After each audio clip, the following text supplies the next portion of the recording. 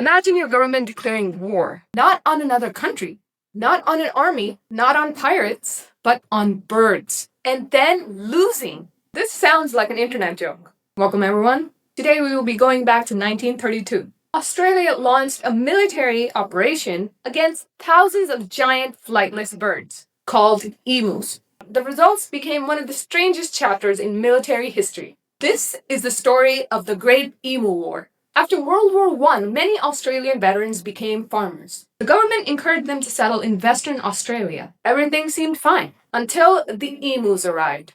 Every year, around 20,000 emus migrate through farming regions, standing at almost 6 feet tall. These birds could run at speeds approaching 50 kilometers per hour. The emus began trampling crops, destroying fences, and eating wheat, causing a massive financial loss. Farmers were furious. Something had to be done. When the farmers asked for help, the government responded with a very unusual solution: the military. Then soldiers arrived with Lewis machine guns. The plan seemed simple: find the birds, shoot the birds, and solve the problem. Or so they thought. The operation began in November 1932 and immediately went wrong.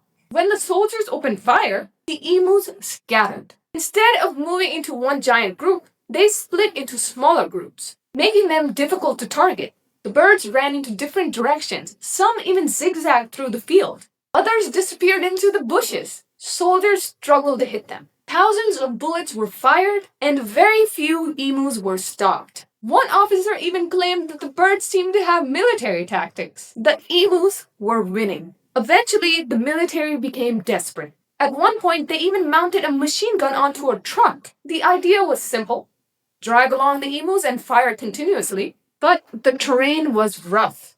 The truck bounced wildly, and the gunners couldn't aim. And the emus outran the vehicles. What was supposed to be a quick operation quickly became a national embarrassment. Newspapers began mocking the campaign. Australia became famous for losing a war against birds. Eventually, the military was removed, and the emus remained. The crops continued to suffer. The government concluded that the operation was not worth continuing. Technically, some birds had been killed, but the emu population remained strong. The farmers still had problems, and the military failed to achieve its main objective. The emus had survived, and history remembered the outcome. It was known as the day Australia lost a war against birds. The Great Emu War remains one of history's strangest military campaigns. No empire was conquered, no territory was gained, no peace treaty was signed. Just soldiers, machine guns, and thousands of very determined birds. Sometimes reality is far stranger than fiction. If you enjoyed this unbelievably true story, subscribe to TimeVaultZ for more weird wars, lost civilizations, and the craziest events in human history. I'll see you in the next one.